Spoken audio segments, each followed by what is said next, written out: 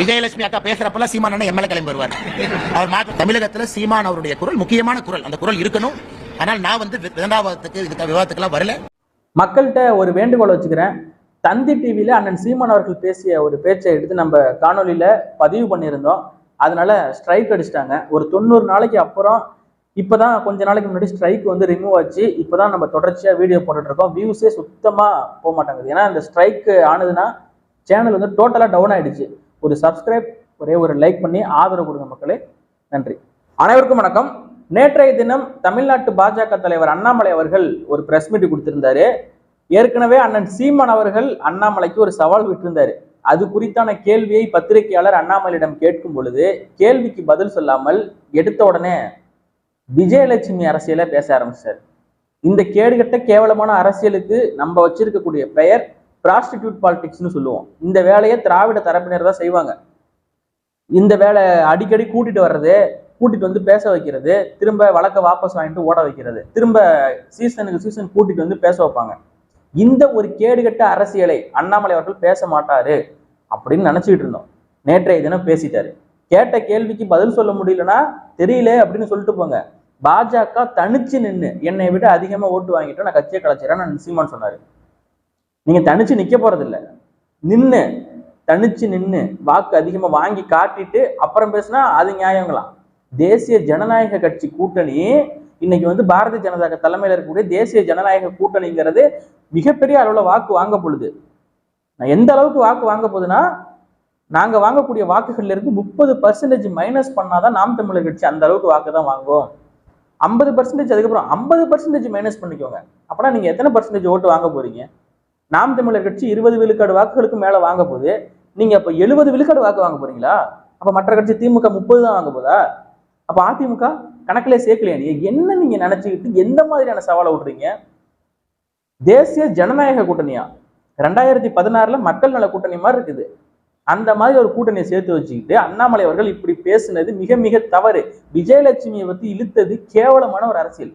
நேற்றைய தினம் அதே பிரஸ் மீட்ல அம்மையார் ஜெயலலிதா அவர்கள் குறித்து பெருமையா பேசுறீங்க. அம்மையார் ஜெயலலிதா ஒரு இந்துத்துவவாதி. RSS இயக்கம், அதாவது RSS இயக்கத்துடைய அலுவலகம் சென்னையில் பயங்கரவாதிகளால் குண்டு வைத்து தகர்க்கப்பட்ட பொழுது RSS அலுவலகத்தை கட்டிக்கொள்ள அம்மையார் ஜெயலலிதா காசு கொடுத்தாங்களாம். அதை வாங்குவதற்கு மறுத்தார்களாம் RSS இயக்கத்தை சேர்ந்தவங்க. அரசோட பணத்துல எங்களுக்கு வேண்டாம் என்று அப்படின்னு சொல்லி அம்மையார் ஜெயலலிதாவை பத்தி எல்லாம் பெருமையா பேசுறீங்க.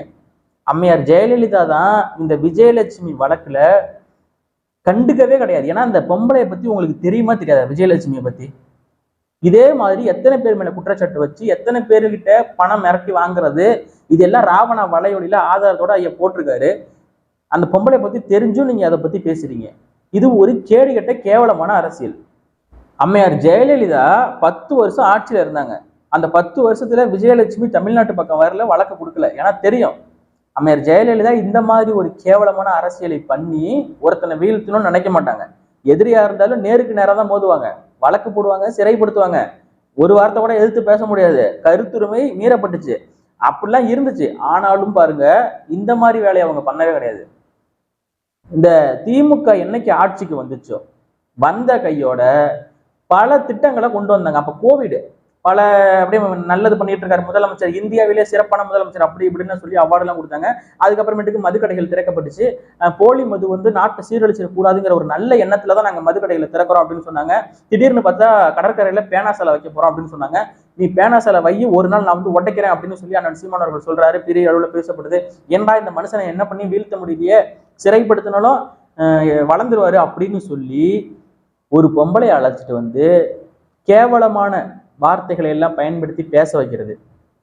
இப்படிலாம் பண்ணிக்கிட்டு இருக்கக்கூடிய வேலையை செஞ்சு ஒருத்தனை வீழ்த்திடலாம் அப்படிங்கிற ஒரு அரசியலை கையில் எடுக்கிறது இந்த திராவிட தரப்பினர் மட்டும்தான்.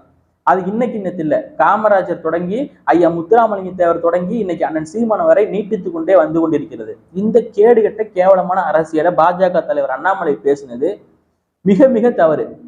அவர் இதே தொடர்ந்து இது மாதிரி பேசிக்கிட்டு இருந்தார் அப்படின்னா அவர் மேல இருக்கிற மரியாதை சுத்தமா இந்த இளைஞர்களுக்கு போயிடும். ஏன்னா அந்த திமுக காரனை எவனாவது மதிப்பானா? சொந்த கட்சிக்காரனே காசு கொடுத்தாதான் ஓட்டு போடுவான். அந்த மாதிரி காரன் தான் திமுக காரன். அந்த திராவிட தரப்பின இருக்கக்கூடியவன்லாம் திருமணம் கடந்த உறவை ஆதரிக்கக்கூடியவர்கள். உண்மை அதுதாங்க. கள்ள தொடர்பு கிடையாது, அதுக்கு பேரு திருமணம் கடந்த உறவுன்னு சொல்லி ஆதரிக்கக்கூடிய நபர்கள். அவர்கள் செய்யக்கூடிய வேலை இது. அவர்கள் தான் இந்த வீரலட்சுமி விஜயலட்சுமி இயக்குறதே அவங்க தான். அதை போய் நீங்க உட்கார்ந்துட்டு பேசுறீங்க. அப்புறம் மாட்டுக்கறி மாட்டுக்கறி அரசியல் நேற்று அண்ணாமலை பேசினாரு, பார்த்தேன், நல்லா இருந்தது. ஏதோ பாரதிய ஜனதா கட்சியின் அலுவலகத்தை காங்கிரஸ் கட்சி சார்பாக முற்றுகை போராட்டம் நடத்த நாங்க வரப்போறோம் அப்படின்னு சொல்லி காங்கிரஸ் கட்சி தரப்புல சொல்லியிருப்பாங்க போல. நீங்க தாராளமா வாங்க, யாரு அண்ணாமலை, தாராளமா வாங்க, உங்களுக்கு நாங்களே லஞ்சு மதிய சாப்பாடு நாங்களே ஏற்பாடு பண்றோம் அப்படின்னு சொல்லி அண்ணாமலை சொல்லியிருக்காரு. அதுக்கு நம்ம EVKS இளங்கோவன் இருக்காரு, நம்ம காங்கிரஸ், அவர் என்ன சொல்லிட்டாப்புல, வரோம் முற்றுகை போராட்டம் நடத்துறோம், எங்களுக்கு லஞ்ச் ஏற்பாடு பண்ணுங்க, ஆனா லஞ்சில் மாட்டுக்கறி இருக்க வேண்டும் அப்படின்னு சொல்லிட்டாரு. அதுக்கு அண்ணாமலை சொல்றாரு, மாட்டை நான் தெய்வமா பாக்குறேன்ப்பா, மாட்டை வச்சுதான் பொழப்பு நடத்துறேன், மாட்டை வச்சுதான் விவசாயம் பண்றேன், மாட்டை நான் தெய்வம் பாக்குறேன், மாட்டுக்கறி நாங்க போட மாட்டோம். எங்க வீட்டுக்கு நீங்க விருந்துக்கு வரணும்னா என்ன சாப்பாடு செஞ்சு தரணும் நான் தான் முடிவு பண்ணணும், நீங்க ஏன் அதை கேட்குறீங்க, உங்களுக்கு அதை கேட்கறதுக்கு ரைட்ஸ் கிடையாது. இது ஒரு எப்படி ஒரு ஜனநாயக மீறல் மாதிரி தெரியலையே அப்படின்னு சொல்லி கேட்கிறாரு. மாட்டை தெய்வமா பாக்குறேன்னு சொல்றீங்க. இப்ப கொஞ்ச நாளைக்கு முன்னாடி வறட்சியின் காரணமாக எத்தனை மாடுகள் இறந்து கிடந்தது, அங்க போய் நாம் தமிழர் கட்சியை சேர்ந்தவர்கள் மாட்டுக்கு தேவையான தீவனம் தண்ணி குடிக்கிறதுக்கான தொட்டி எல்லாம் உருவாக்கி வச்சுட்டு வந்தாங்க. நீங்க அப்ப என்ன பண்ணிட்டு இருந்தீங்க? மாட்டை தெய்வமா தானே பாக்குறீங்க. EVKS இளங்கோவன் இப்படி பேசுனது தப்புதான். யாரையும் எந்த கறி சாப்பிடணும் எந்த கறி சாப்பிடக்கூடாதுங்கிறது அவங்களுடைய உரிமை, அவங்க சாப்பிட்டு சாப்பிடாம போட்டோம், அதை பத்தி எனக்கு பிரச்சனை இல்லை. ஆனா மாட்டை தெய்வமா பாக்குறேன்னு சொன்னீங்க பாரு, இங்கதான் இடிக்குது. வறட்சியின் காரணமாக மாடுகள் எல்லாம் செத்து கிடக்கு. அப்போ யாருமே எட்டி பார்க்கலையே. இத்தனைக்கும் அந்த விஷயத்த ஒரு பேசும் பொருளா மாத்துறாங்க நாம் தமிழர் கட்சி இளைஞர்கள். ட்விட்டர் எல்லாம் பகிரப்படுது, தெரிஞ்சிருக்கும் உங்களுக்கு, கண்டிப்பா தெரிஞ்சும் நீங்க பேசாம இருக்கீங்களே. இதுல இருந்து என்ன தெரியுது? மாடு சாவறத பத்தி இவர்களுக்கு கவலை கிடையாது, மாட்டு கறியை பத்தி தான் உங்களுக்கு கவலை. மாட்டு கறியை ஆண்டொன்றுக்கு லட்சக்கணக்கில் ஏற்றுமதி பண்றது எந்த நாடு? இந்துஸ்தான். பீஃப் எக்ஸ்போர்ட்டுமே ஹிந்துஸ்தான் இஸ் நம்பர் 1 அப்படின்னு பேசுனது யாரு? மோடி தானே. மாட்டை தெய்வமா கும்பிடுற பிஜேபி, RSS இயக்கம், ஆரியர்கள், பிராமணர்கள் இவர்களெல்லாம் பார்த்து கேட்கிறேன், நீங்க எத்தனை மாடு வளர்க்குறீங்க? தினமும் காலையில எழுந்திருச்சு மாட்டு சாணியை கூட்டி அங்க இருக்கக்கூடிய பட்டியெல்லாம் சுத்தம் பண்றீங்களா உங்க வீட்டுல? எத்தனை மாடு வளர்க்குறீங்க? மாடு வளர்க்குறவன் அடித்தட்டுல இருக்கிறவன், ஆடு வளர்க்குறவன் அடித்தட்டுல இருக்கிறவன், பன்னி வளர்க்குறவன் அடித்தட்டுல இருக்கிறவன், கோழி வளர்க்குறவன் அடித்தட்டுல இருக்கிறவன், அவன் அதையெல்லாம் வளர்த்து விற்பனை செய்யறான். எதுக்காக? இறைச்சிக்காக, சாப்பிட்றதுக்காக விற்பனை செஞ்சு அதுல இருந்து வருமானம் ஈட்டுறான். ஆடை விற்கிறான் இறைச்சிக்காக மட்டும்தான், கோழி இறைச்சிக்காக மட்டும்தான், பன்னி இறைச்சிக்காக மட்டும்தான். மாடு மட்டும்தான் சில இடங்கள்ல கறவை மாடு, சில இடங்கள்ல விவசாய நிலங்களை உழுவுறதுக்கு, சில இடங்கள்ல கறிக்காக.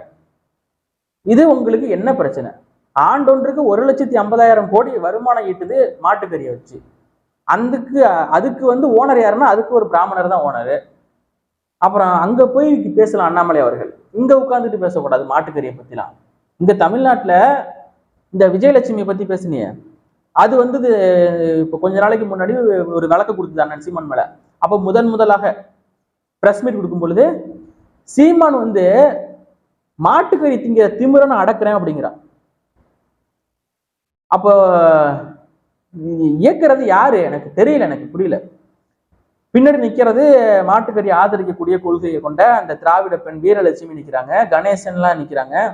ஆதரிச்சு பேசுறது யாருன்னா மாட்டுக்கறி திருவிழா நடத்துவாங்க, அவங்க தான் அந்த வீரலட்சுமிக்கு ஆதரவா நிக்கிறாங்க. அந்த விஜயலட்சுமி தான் சொல்லுது மாட்டுக்கறி திங்கிற திமிர நான் அடக்குறேன்னு. தமிழங்கிற திமிர நான் அடக்குறேன் அப்படிங்குது. அந்த விஜயலட்சுமி வச்சுட்டு அரசியல் பண்ணிட்டு இருப்பாங்க இவனுங்க. இப்ப நீயும் அந்த விஷயத்தை கையில் எடுக்கிற அண்ணாமலை அவர்கள் தனிப்பட்ட முறையில் அண்ணாமலை மேல எனக்கு எந்தவித விருப்பு எதுவுமே கிடையாது. அண்ணாமலை அவர்கள் மேல மரியாதை இருக்கு. ஆனா என்ன பிரச்சனைனா, காவிரி இசு நோடில்லா, தமிழ்நாடு நோடில்லா, ஸ்டில் ஐ டெத் மேரு ப்ரௌடு கன்னடிக்கா அப்படின்னா இருப்பார். அதுதான் பிரச்சனை. அது இல்லைன்னா அண்ணாமலையெல்லாம் மறுக்க முடியுமா? இப்ப அண்ணாமலைக்கு நான் வச்சிருக்க பேரே நோடில்லா தான். நோடில்லா, காவிரி இசு நோடில்லா.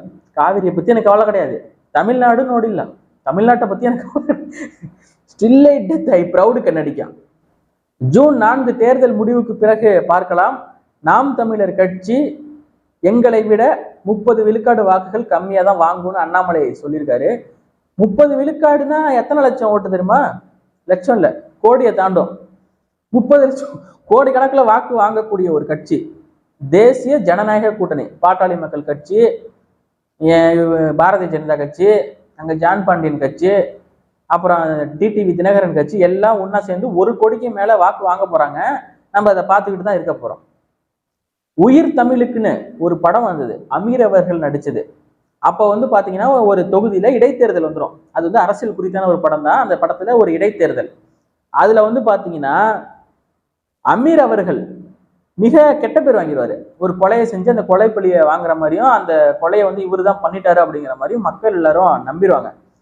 அப்ப பத்திரிகையாளர் போய் கேட்பாங்க, என்னங்க உங்க பேர் மேல ரொம்ப கெட்ட பேர் ஆயிடுச்சு, எப்படி இந்த தேர்தலில் ஜெயிக்க போறீங்க, இதோட உங்க அரசியல் வாழ்க்கை முடிஞ்சிருச்சுன்னு நினைக்கிறேன் அப்படின்னு சொல்லி கேட்கும் பொழுது, அதுக்கு அவர் சிரிச்சுக்கிட்டு எப்படி ஜெயிக்க போறீங்க அப்படின்னு கேட்கும்போது, இவிஎம் அப்படிம்பாரு, எலக்ட்ரானிக் ஓட்டிங் மிஷின், அதைத்தான் நான் நம்புறேன் அப்படிம்பாரு. ஒரு வேளை அதுல ஏதாவது பண்ணா நீங்க சொன்ன மாதிரி வரலாம். இப்ப எப்படி ரஷ்யாவில் வந்து ரஷ்ய அதிபர், அவர் பேர் என்ன, புத்தின், அவர் வந்து பாத்தீங்கன்னா நாட்டுல 80% ஓட்டையும் அவர் தாங்க வாங்கியிருக்காரு. எப்படிங்க இது சாத்தியம், எப்படி இது பாசிபிள் ஆகும்? அப்போ வந்து அடுத்த முறை 100 விழுக்காடு அவர் தான் ஓட்டு வாங்குவாரு. ஒரு ஓட்டு கூட அவருக்கு எதிராக யாருமே வந்துருக்காது. எதிர்கட்சியில இருக்கிறவங்க கூட இவருக்கு தான் ஓட்டு போட்டுருப்பாங்க. அந்த மாதிரி காட்டினாலும் காட்டிட்டு போயிடுவாங்க. இப்போ வந்து 400 எம்பிக்கு மேல பாஜக வெற்றி பெற போகுது. அதுல தமிழ்நாட்டுல இருந்து ஒரு 35 எம்பி போறாங்க. அதான் அண்ணாமலை அவர்கள் நினைச்சுக்கிட்டு இருக்காரு. இன்னும் எந்த உலகத்துல இருக்காருன்னு தெரியல. இப்பதான் முதல்ல தேர்தலே எதிர்கொள்றாரு அண்ணாமலை. தனிச்சு நின்று இப்பதான் ஒரு திராவிட கட்சியோட கூட்டணி இல்லாம இப்பதான் தேசிய மக்கள் நல கூட்டணி மாதிரி தேசிய ஜனநாயக கூட்டணி உருவாக்கி பண்ணிக்கிட்டு இருக்காங்க. அதுக்குள்ள நாங்க வந்து 50 விழுக்காடு ஓட்டு வாங்கிடுவோம், 70 விழுக்காடு ஓட்டு வாங்கிடுவோம் அப்படின்னா இதுல சந்தேகம் தான். இது உண்மையாவே அந்த மாதிரி வாங்கினீங்கன்னா நிச்சயமா கன்ஃபார்ம் ஆயிடும். இத்தனை நாளா இவிஎம் மிஷின்ல ஏதாவது திருட்டு வேலை பார்க்க முடியுமான்னு யோசிச்சுட்டு இருந்தோம். இப்ப பாஜக தமிழ்நாட்டில் வாங்கக்கூடிய வாக்குகளை வச்சு நம்ம முடிவு பண்ணிடலாம், இவிஎம் மிஷின் உண்மையானதா இல்ல அதுல ஏதாவது வேலை பார்க்க முடியுமாங்கிறத. ஏன்னா இந்த இப்ப கிரிக்கெட் போட்டி நடந்துச்சு, ஐபிஎல், அது வந்து பிக்சிங்னு எல்லாருக்குமே தெரியும். அந்த பிக்சிங்ல கூட ஆர்சிபி கப் எடுக்காது, அது வேற விஷயம். பாத்தீங்கன்னா ராஜஸ்தான் ராயல்ஸுக்கும் எஸ்ஆர்ஹெச்சுக்கும் மேட்ச் நடக்குது. ஃபைனல் வந்து சென்னை சேப்பாக்கத்துல மேட்ச். அதுல வந்து போட்டாங்க கேகேஆருக்கும் எஸ்ஆர்ஹெச்சுக்கும் தான் ஃபைனல் நடக்க போகுதுன்னு. எப்படி அங்க அங்க இன்னும் ஜெயிக்கவே இல்லை, செமிஃபைனல்ல ஜெயிக்கவே இல்லை. செமிஃபைனல்ல ஜெயிச்சு வந்தாதான் இங்க ஃபைனல் யாருன்னே தெரியும். கேகேஆர் ஃபர்ஸ்டே ஃபைனலுக்கு வந்துருச்சு, எஸ்ஆர்ஹெச்சுக்கும் ஆர்ஆருக்கும் அங்க செமிஃபைனல் நடக்குது. அங்க வந்து பாத்தீங்கன்னா எஸ்ஆர்ஹெச்சுக்கும் ஆர்ஆருக்கும் மேட்ச் முடியவே இல்லை, அதுக்காண்டி ஃபைனல் எஸ்ஆர்ஹெச் தான் வரப்போகுதுன்னு போட்டாங்க. அப்ப இது பிக்சிங்னு எல்லாருக்கும் நல்லா தெரியுது. அப்ப தெரிஞ்சிடும், இந்த வாட்டி கன்ஃபார்மா வந்து தெரிஞ்சிடும். இந்த இவிஎம் எலக்ட்ரானிக் ஓட்டிங் மிஷினை நம்பிதான் அரசியல் நினைக்கிறேன் அப்படின்னு சொல்லி நிற்கக்கூடிய ஆட்கள் தான் இந்த பாஜகவை சேர்ந்தவர்கள் எல்லாம். பார்க்கலாம்.